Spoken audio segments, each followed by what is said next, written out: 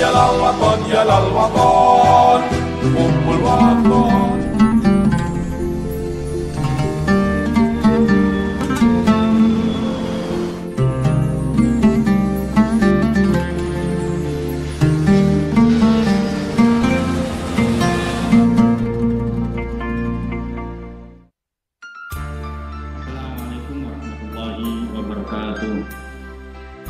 Alhamdulillahirabbil alamin, wassalatu wassalamu ala sayyidina Muhammadin wa ala alihi washabbihi ajmain. Rabbi shrah li sadri wa yassir li amri wa hlul min lisani yafqahu qawli. Amma ba'd. Muslimin muslimat yang dimuliakan Allah Subhanahu wa taala, ulama sejarah Islam atau juga disebut ulama tarikh tasyri' al-islami, sejarah hukum Islam, membagi agama dalam 3 unsur. Unsur pertama yaitu akidah. Unsur kedua yaitu syariah, dan yang ketiga adalah akhlak. Agama yang diturunkan oleh Allah Subhanahu wa taala kepada para nabi sejak Nabi Adam sampai Nabi terakhir Nabi Muhammad SAW, semuanya mengandung 3 unsur tersebut. Ada unsur pertama yaitu unsur akidah.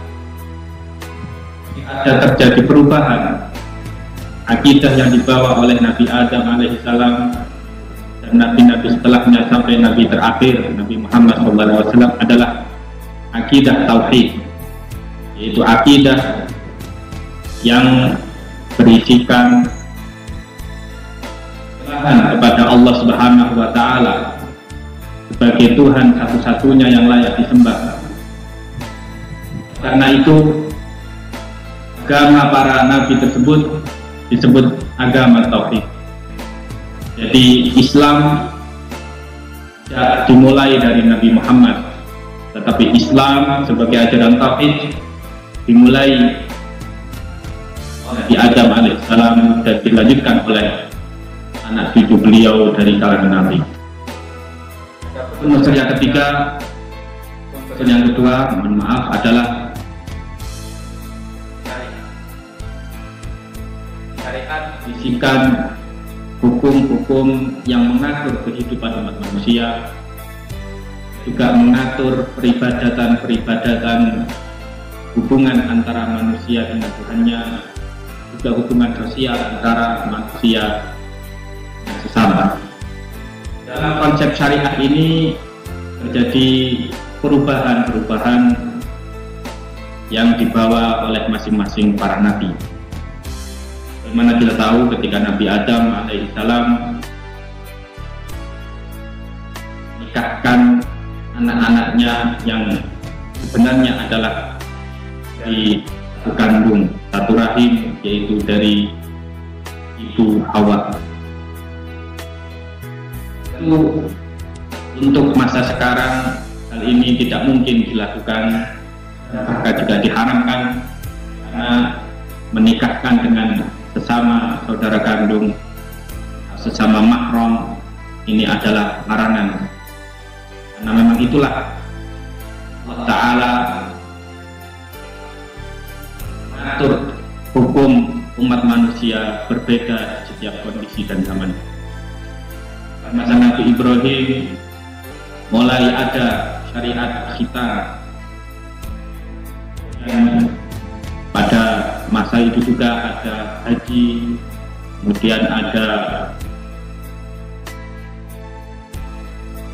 kurban, yang mana sebagian bisa juga dilanjutkan pada masa Nabi Muhammad SAW. Adapun puasa, yang mana kita dalam momen ini yaitu bulan Ramadan, puasa ini juga merupakan khususiyat atau salah satu kekhususan yang ada pada umat Nabi Muhammad SAW. Lebih pada bulan Ramadan ini terdapat satu malam, yaitu malam Lailatul Qadar, yaitu malam yang lebih mulia dari 1000 bulan. Tetapi menurut sejarah kenabian, pada 1 bulan ini yang kurang lebihnya 30 hari kita berpuasa, ternyata kalau secara sanad syariat masih nyambung dengan apa yang terjadi pada masa Nabi Adam alaihissalam. Adam alaihissalam ketika melakukan hal yang dilarang oleh Allah pada waktu itu, yaitu memakan buah dari pohon yang terlarang surga waktu itu, Nabi Adam ditegur oleh Allah, yang mana proses pencernaan dalam mencerna makanan yang dilarang oleh Allah Ta'ala tadi menetap pada dalam tubuh Nabi Adam alaihissalam selama 30 hari. Jika dalam masa 30 hari tersebut Nabi Adam diceritakan beliau berpuasa selama 30 hari, sehingga setelah selesai hilang sisa-sisa makanan buah terlarang tadi dalam tubuh Nabi Adam, kemudian Allah baru menerima perbuatan Nabi Adam alaihissalam. Bagaimana Allah Ta'ala berfirman, "Fatalaqqa Adam min rabbihi kalimatin fataba alaihi." Allah Ta'ala mengajarkan beberapa kalimat yang berupa kalimat pertobatan yang juga kemudian dibaca oleh Nabi Adam dan sehingga diterima oleh Allah Subhanahu wa Ta'ala. Bahwa 30 hari ini ternyata mengandung hikmah. Asal mula kenapa Nabi Adam tidak langsung diterima pertobatannya, tetapi menunggu 30 hari lagi, itu adalah karena masih tersisanya sisa makanan dari buah terlarang tersebut.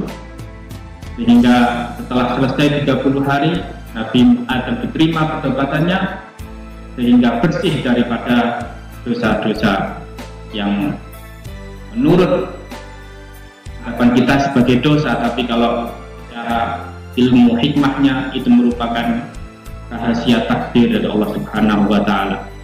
Karena bagaimanapun juga Nabi Adam sebenarnya tidak dihukum oleh Allah dengan turun ke dunia, tetapi merupakan tugas dari Allah kepada Nabi Adam sebagai khalifah di dunia dalam bentuk seperti hukuman, sehingga umat manusia ini menjadi sadar, kemudian bisa meniru apa yang dilakukan Nabi Adam ketika melakukan kesalahan.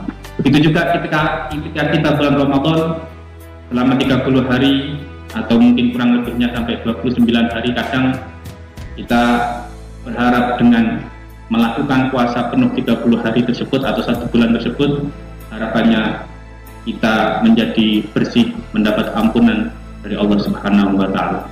Adapun unsur yang terakhir yaitu akhlak, ini tidak ada perubahan sejak zaman Nabi Adam dan sampai Nabi Muhammad. Bagaimanapun akhlak merupakan dua hal yang mulia, tidak akan terjadi perubahan. Bagaimanapun seorang anak tetap harus menghormati yang lebih tua, orang yang tua menghormati yang lebih muda, meskipun dengan cara-cara yang mungkin sedikit berbeda secara budaya. Karena itulah Nabi Muhammad SAW bersabda, "Innama bu'istu liutammima makarimil akhlak." Sesungguhnya aku diutus untuk menyempurnakan akhlak, sehingga tidak terjadi perubahan akhlak, tapi justru menyempurnakan akhlak-akhlak dari bangsa-bangsa terdahulu. Lebihnya demikian yang bisa kami sampaikan. Allahumma qilal muqarib. Assalamualaikum warahmatullahi wabarakatuh. Ya lal watan, ya lal watan.